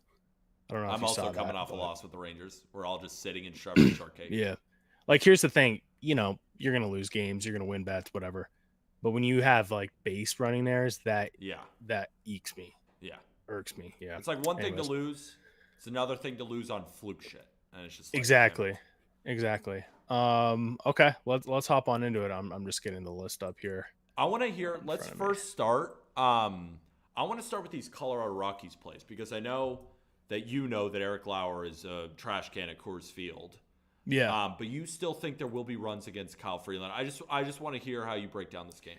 Yeah. So I mean, the thing with Freeland is he overall pitches in Coors pretty well, but he has had a bad outing this year, like one of his worst of his career. It's the Pirates.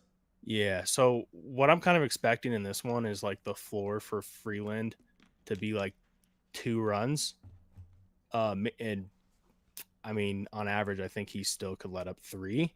But at the same time, I really just think that there's going to be a lot of runs on the other side with Lauer on the mound.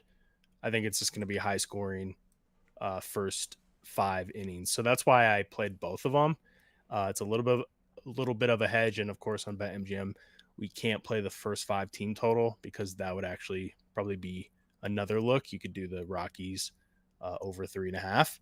But yeah, that's kind of my thinking in this one. And I know you had a write up about Lauer, and he's one of the worst pitchers. I mean, I did some research too. Since 2000, over 100 batters faced in Coors, he has the worst WHIP of over 350 pitchers. So it's been 5-6 starts, I believe. It's in his head at this point. I mean, these guys know their numbers. The Rockies know how he's pitched historically. Of course, he could go out there and prove everyone wrong, but I just don't see that happening with good weather for runs also. Absolutely. All right, so let's go into Boston-Toronto over 9.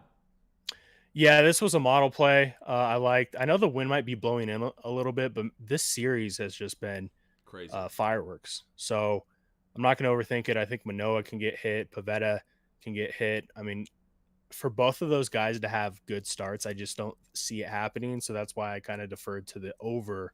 And the line's been moving too, which is a good sign. I'm glad I got that one in. I don't know if it's back at 9, but I know it was at 9.5 at one point. Yeah, it's at 9.5 now. Okay. Yeah, and that's telling, right? There is some wind blowing in, but I think there's going to be a lot of turkeys thrown. So I like that over. Appreciate you. Okay. Chicago White Sox. I'm on the Twins, so I'm Yeah. interested to hear why you like the White Sox. This is not a good line move for me because I think it did move the other way. My thinking was Dylan Cease and having kind of a bounce back performance because look, the Rays are making every pitcher look pretty bad. So my thinking is just, go with him to have a bounce back performance. And also you have the Twins with Farland out there who's, he's decent, but he's not Joe Ryan. And I just think seeing Joe Ryan and then seeing Varland today is going to be a breath of fresh air. That's my thinking on this one. But again, the market kind of disagrees with me because I think it moved the other way in your favor. You got another late line movement though too. Now it's sitting right back at -140, so it is the same bet. So this line, I saw it drop as low on the money line at +100, then it jumped right back up. It's been kind of moving up and down. You got money all over the place. You got some people on the White Sox, some people on the Twins. What's the Twins lineup? Couldn't tell you. Is it? Let's try to see. Does it look pretty normal? I'm just Uh, curious if there's a lineup Could be a lineup change. adjustment. Oh, no, Carrera, Kepler, Buxton, Larnach, looks Gallo. pretty normal. Who They got their big bats in. Oh, I guess a Taylor. Michael A. Taylor's not in, but like but he'll pinch hit, right? Like he could come in and pinch hit. So yeah, I don't know. Kind of weird that it went back went down and then went back. But yeah, we'll see. Did anyone else give out Twins? Actually Gino is on the Twins first 5. Okay. So see what happens. Let's get into the other play that you have, which is that LA Angels versus St. Louis Cardinals under 8. Yeah, so obviously the side in here is a weird line. I'm sure maybe you talked about it. We talked about it on stream earlier today, but I'm looking at the total because the Cardinals right now at the plate are really struggling. They're pressing. I think, one thing I've seen and picked up on is when lineups have guys pressing, it kind of spreads, right? And guys like Goldschmidt, they're pressing a little bit, and obviously with Ohtani on the mound, it's going to be tough for the Cardinals to put up runs. Now, Ohtani is coming off of that game against Oakland where he gave up, I think, 5 in the 5th inning. But I think that's an outlier. I think Ohtani does his thing, and Jake was talking about this yesterday. The Angels bullpen has been pretty good. And also, if for some reason the Cardinals are up like 3-2 in this one, Cardinals bullpen's pretty solid too. When they put their guys out there to close the game down, it looks pretty good. So I'm hoping that it's somewhat of a close game. I'm thinking like 3-2, 4-2 type of score. And yeah, I like the under in this one. Okay. And then the big old prize picks entry, a 5-legger. Yeah, I was like, man, we got to get some prize picks love in here. So one thing I've had a lot of success with on prize picks is kind of stacking guys and looking at opportunities for some correlated action. And with Blackman, Crone, and Chris Bryant, All three of these guys hit lefties pretty well. Even Charlie Blackmon, who kind of has reverse platoon splits, but he just can reach all over the plate and get base hits. So my hope is Lauer has another one of those performances where he just gets hit around, and there's a good chance if we get one of those outings, these guys are going to hit.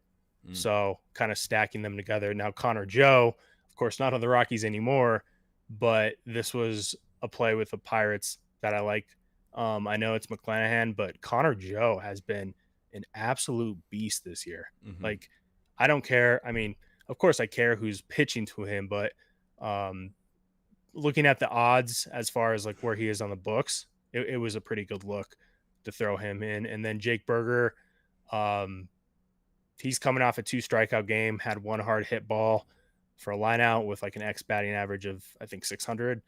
Again, going from Joe Ryan to Varlin, I think he's going to have some success, at least seeing some balls he can hit and just hoping that they fall for a base hit. So that is the 5-legger. So yeah, 2.2 units will win a unit. Just looking at some value, wanted to throw that in there. Let's go, my friend. Connor Joe off the board, which you love to see. I mean, you love to see for good you, and bad. for people. Yeah, obviously. Yeah, honestly, I looked at that line. It was like minus 145 on the books. So that was like kind of a green flag for me to say like, hey, let's see if this is on Prize Picks. And also, Mitch Keller was on Prize Picks at 5 for a while. That was actually going to be my 6th leg, but it literally was taken off the board about a minute before I locked this in. So now it's 5. And then if you don't have Connor Joe, just make it a 4-legger. Perfect, my man. I really appreciate you coming on again, giving out all your plays. A little bit late, sure. but why not? Why not Yeah. us? Appreciate you. Why not? Awesome, man. I appreciate it. Talk to you soon. Yep. Have a good one. See ya. Do we have Degen in queue? No Degen in queue.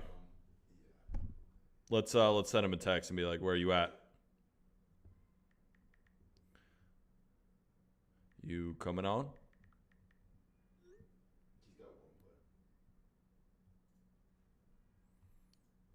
Okay. He's got 1 play. Let's see if he answers my text real quick. Might just have to go over his play right here. Yeah, I'll just go over it. Let's go over it. Let's see what Degen's play is. Tampa Bay first 5 -0.5. What is that current line at? Let's see. 1 unit and minus 145. He is going against Mitch Keller, and he is going against our guy Jake Hazen. Let's see who's on the right side of the line movement in this game. Where is it? Starts in 26 minutes. First 5. -0.5 is minus 135. Jake's got the better of the line movement. His went from plus 185 to plus 180. Degen is on the wrong side of the line movement. Again, doesn't necessarily mean anything, but you want to be on the right side, get good closing line value. But that'll do it for this stream. Really appreciate everybody listening. Again, make sure to download the Pickett Sports app. As you can see on all the graphics, that's where our bets are tracked. You can find all of our plays. And if you download the Pickett Sports app, use code PETER. They give you a free $3. Now, it's a raffle. You could win up to 100. I always say you're going to get at least $3. No brainer. Track your sports book. That's when you get the referral code. Appreciate you guys all listening, but we have to remember one thing.